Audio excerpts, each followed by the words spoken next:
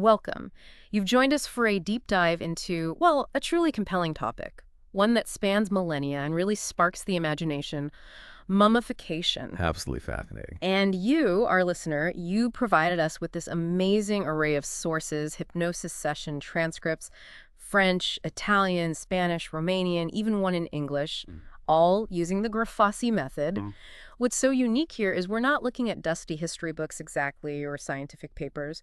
We're exploring individual, subjective experiences under hypnosis. Yeah, different people, different backgrounds, all exploring this same ancient practice, Yeah. but from, a deeply personal perspective. Right.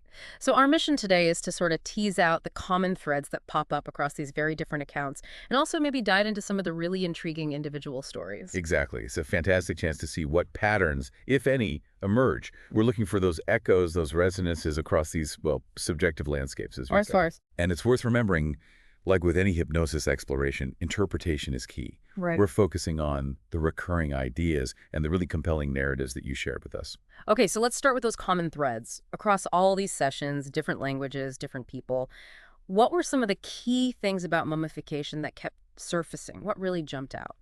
Well, one of the most consistent things, maybe not surprising, is ancient Egypt. Mm.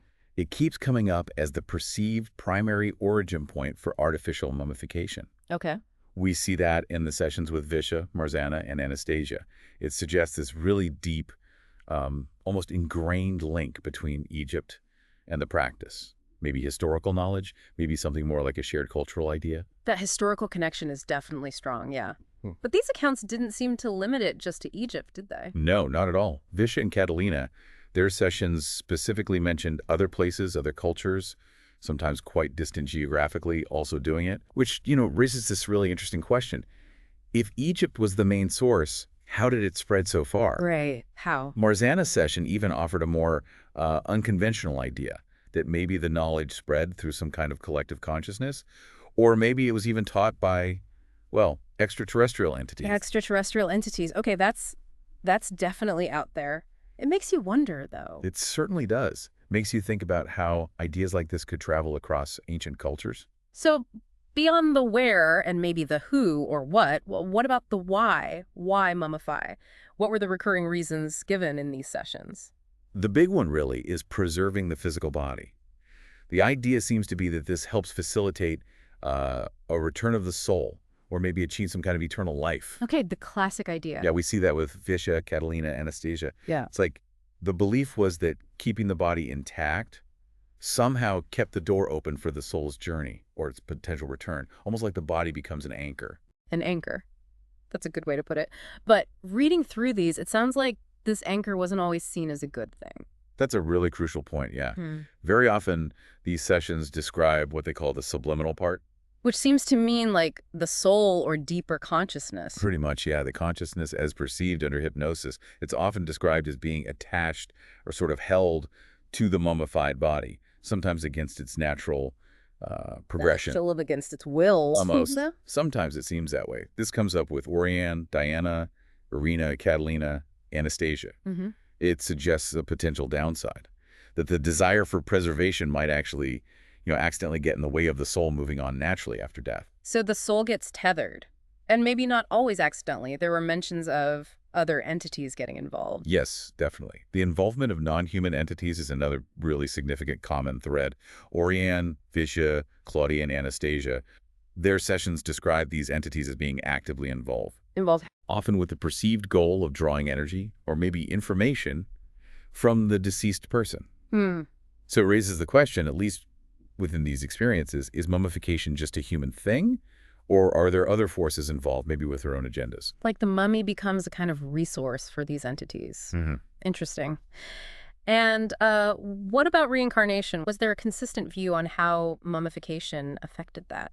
That connection was a bit less clear-cut, actually. Some sessions, like Diana's, suggested no direct link at all. Okay. Others, like Catalina and Anastasia, they propose more of a partial connection.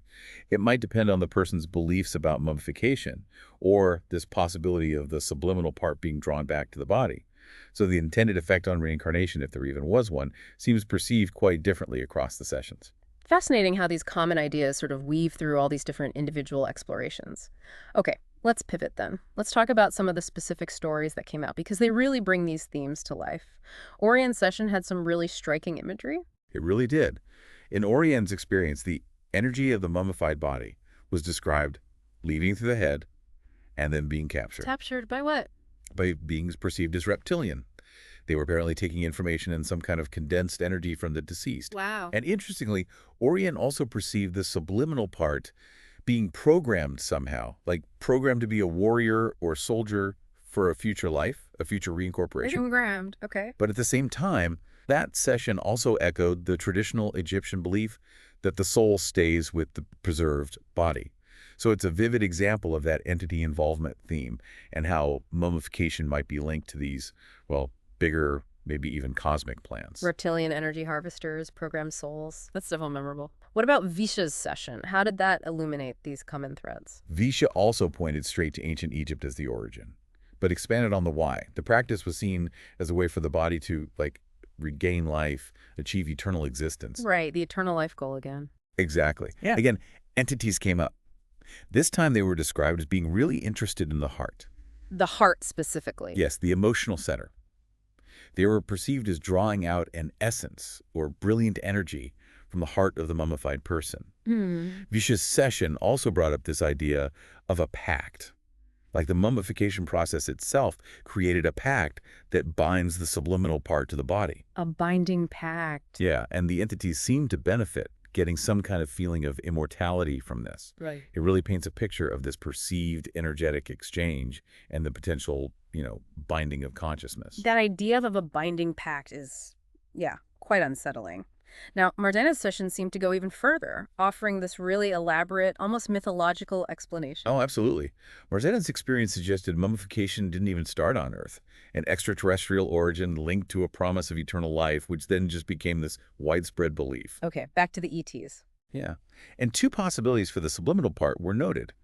Either it gets attached, especially if the person was strongly connected to their body, or specifically asked for mummification, or it just feels kind of suspended, stuck. Suspended.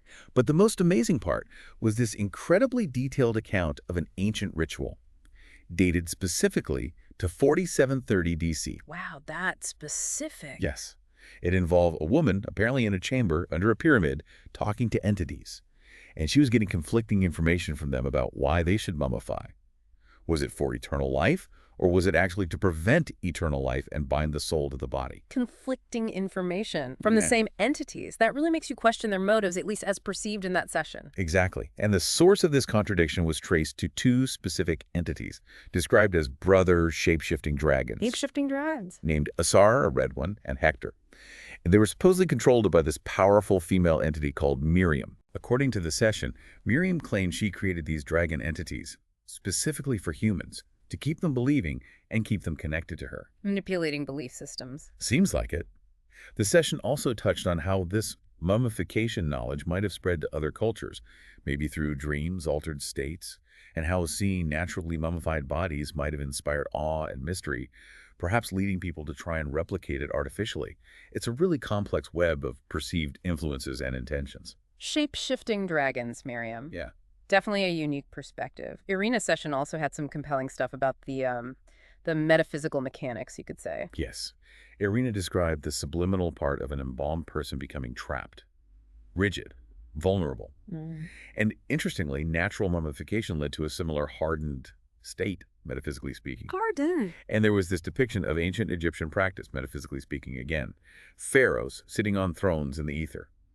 One in the middle had this distinct bird or boar-like head. Irina's session linked mummification directly to disconnecting the body and the subliminal part, suggesting that programs of disconnection were somehow put into the brain during the process. Programs of disconnection. Yeah, and interestingly, reincarnation wasn't seen as the main goal. Mummification was seen more as assisting the process by preparing the mental body for reprogramming later. Reprogramming? For what? It wasn't entirely clear, but the implication was for future lives or purposes. And there was this really poignant modern example shared. Modern. Yes, a mother in a tribal area using special salves to preserve her dead child's body. And this action was perceived as being influenced by a reptilian entity, but also by the mother's own past life memories connected to mummification. Wow, so these ancient perceived influences might still be playing out today. That's what the section suggested, Yeah. in really unexpected ways. That really underscores the enduring and sometimes unsettling nature of these themes. Okay, what about Catalina's session? What did that reveal about the perceived purposes and origins? Catalina's initial take was interesting. It linked mummification partly to improving physical appearance during life, not just after death. Oh, that's a different angle. It is, but the common thread across civilizations was still there, preparing the body for the soul's potential return. Catalina's session also suggested artificial mummification might create a kind of dependence on rituals for the soul's transition. Dependence. How so? Like the soul couldn't move on properly without these specific procedures. And it offered a metaphysical reason for the Egyptians keeping the heart but discarding the brain. Right, I remember that. The heart was seen as the energetic center, a transmitter of energy and emotions even after death. The brain was seen as more just, physical. Makes a certain kind of sense metaphysically. And again, the practice itself was perceived as coming from a non-terrestrial civilization, with the aim of creating that very dependence on rituals. Another non-terrestrial link. Yes. Catalina also mentioned the potential for trauma to the subliminal part during embalming, especially if the process wasn't understood or done properly, highlighting how important the knowledge and skill of the embalmers were for a smoother transition. So dependence, potential for energetic disruption. Mm. Okay, let's look finally at Anastasia's session. What insights did that offer about energy, entrapment, maybe external influence? Anastasia's initial view linked artificial mummification to preserving a person's energy, but within walls, like a ritual influence from the metaphysical space by an egregor. An egregor, like a collective thought form. Exactly, a kind of energy field created by shared beliefs. And this whole process was seen as creating an invisible string, holding the subliminal part to this reality, hindering its free departure. An invisible string, trapped. Pretty much. Yeah. Anastasia contrasted this with natural mummification. There, the effect depended on the person's consciousness level. A more aware soul would leave freely. One still attached to the physical would have that connection just gradually thin out as the body decomposed. So natural decay allows for a natural release in that view. Seems so. Whereas artificial mummification was seen as reinforcing beliefs about the afterlife, but also potentially trapping the subliminal part, making it easier for entities to interfere. Ah, easier for interference. Yeah, and there was a past life scenario explored. Someone consenting to mummification because they wanted to become part of the greats, achieve lasting fame. Driven by ego, maybe? Perhaps. But it was perceived as influenced by reptilian entities who were exploiting uncertainty and fear. The very idea of mummification as a solution was seen as being induced through a sort of common consciousness. Induced. Like planted. That was the perception. The session even looked at a specific leader giving consent, the role of his DNA, the deceptive methods of the entities involved, and suggested that changing choices back then could potentially alter future outcomes. Wow, changing the past. And modern mummification, in Anastasia's view, perceived as still happening, carried out by humans, but under entity control. Sometimes involving military and scientific collaboration, basically for exploiting the physical body. Exploiting the body. Okay, that's quite a spectrum of experiences and interpretations, isn't it? All coming from these deep dives into the subconscious. It really is. So as we kind of wrap up this exploration, what are the key recurring themes that really stand out for you looking across all these sessions? Okay, well, we consistently see ancient Egypt as a perceived origin point, right? But the practice seems widespread, maybe spreading in ways we don't fully grasp. The main perceived purpose centers on preserving the body, often tied to beliefs about the soul's journey, eternal life.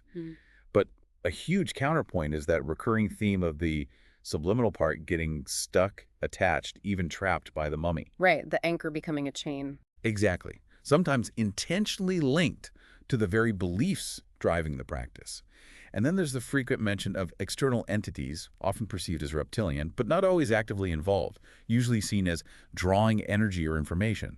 That's a really striking commonality. It is. And finally, that connection between mummification and reincarnation. it remains pretty complex, open to different interpretations within these subjective views. It's truly remarkable, though, seeing how these shared ideas, these motifs, get expressed through such unique individual stories. It gives us this fascinating, yeah, subjective, but fascinating glimpse into the mysteries around this ancient practice. Indeed it does, and it leaves us, and you, our listener, with maybe a final thought to chew on. Considering these consistent reports across different times, cultures, languages, of the subliminal self being somehow tethered to the mummified body, and this potential influence of external entities. What might all that suggest? What might it suggest about our collective understanding of consciousness itself, the nature of the afterlife, and maybe the unseen forces that could potentially shape our beliefs or rituals throughout history? A lot to think about there. Definitely a rich tapestry of ideas to contemplate further.